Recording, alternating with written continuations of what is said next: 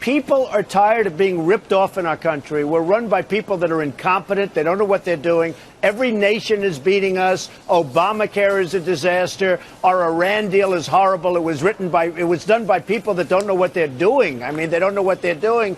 And people see what's happening. And look, they know I do things properly. I do the right thing. I'm going to do what's right for the country. We have $19 trillion in debt. We're going to get the debt paid. We're going to do things right. We're not going to let China rip us off anymore. It's enough already. You know that last year we had an imbalance with China of $450 billion.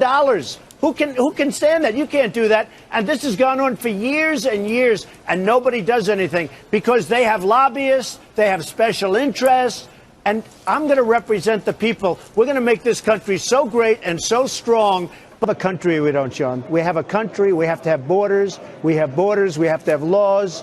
We either have a country or we don't. And it's that simple. It's called a safe zone. And they take a big piece of land, a big swatch in Syria, and you get all of the Gulf states and all of the countries like Germany and others that are ruining themselves with what they're doing. They're ruining Germany. It's hard to believe that she's allowing that to happen.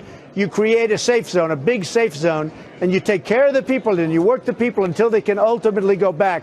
But that's a lot better. Can you imagine us taking 250,000? President Obama wants to bring 200 to 250,000 people in, and he doesn't even know where they come from. They don't even have papers. We don't know who they are. Well, so we can't do that. And they give us nothing. And that's because we have people that don't know what they're doing. Sean, they give us nothing. You're one of the few people that's willing to say it. But we have people that don't have a clue, and we should have had that. And you know, I've been saying on your show for 3 years, you got to leave, keep the oil. We shouldn't have been in there in the first place, and I've been against it from day one because you destabilize the whole Middle East. They should have known that. But once you were in, you leave and you keep the oil. So now who has the oil? ISIS has it. Iran has it.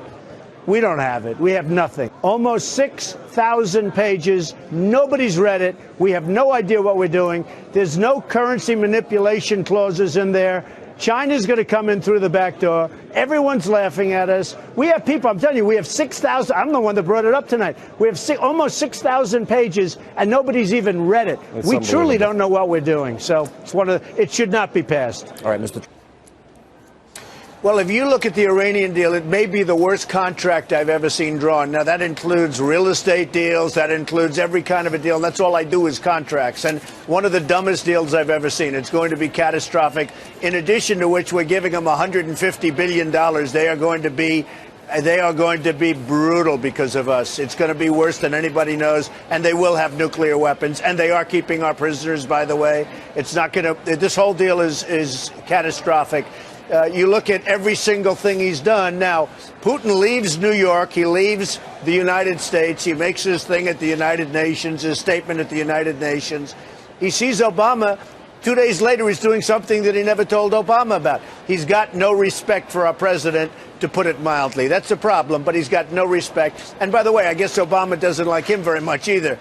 But Putin has absolutely no respect for our country or for our president. We've heard the number is $250 billion a year, illegal immigration. And frankly, it's an expensive proposition, moving and everything else. But you're talking about tremendous amounts of money that we spend, not to mention other things. For instance, when you look at the crime and you look at other elements that happen that are also very bad. So we're talking about $250 billion a year.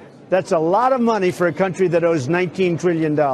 It's true. You know, everybody says, oh, we want to get rid of Assad. Assad's no beauty. Assad's not great. Assad's a bad guy. But we're supporting these people. A lot of people think that the people we're supporting are ISIS. So we're supporting the rebels. We're spending hundreds of millions of dollars, billions of dollars, giving them weapons, giving them everything. Russia's fighting us because they don't want them. And we're supporting people we have no idea who they are. I spoke to a general the other day, very knowledgeable guy. He said, Mr. Trump, we have absolutely no idea who these people are. So here we are again. You have Libya, you have Iraq. Now we're supporting other people. They'll get in there. They'll probably be worse than Assad. So you say, what are we doing? We got to build our country. We have to fix our country, knock the hell out of ISIS. But we have to build our country, Sean. And you know that. And you agree with that 100%. I did. We owe $19 trillion. They figured that over a 10-year period, this is going to cost us billions of dollars. But on a humane basis, I want to do something. Except for here's the problem. I look at the migration. They're men. There's so many men. They're strong. They're young. The first thing I said is, why aren't all these men fighting for their country? And then second of all, this could be the ultimate Trojan horse. I've been talking about this with a lot of people and you. I mean, this could be the great Trojan horse. We're going to take in 200,000. When I heard 3,000, I said, oh, maybe. Then I heard 5,000 to 10,000. I said, do we have to do it? Can somebody else finally do it? Now they're talking about 200,000 people. And you have to look at this migration. These are strong, young men. Now we're going to put hundreds of thousands of people. I'm telling you, it's probably not a Trojan horse, but the word probably is not acceptable. Why should we be taking chances? Our country's a mess. We have to rebuild our country. We have to rebuild our military. We have to take care of our vets, Sean. We have all these things to do. And now we're going to take in 200,000 people. And by the way, zero documentation. Nobody tells you where they're from. There's no paperwork. There's no one. We have no idea who these people are. We have to be crazy or insane to even think about it. So hopefully that doesn't happen. And I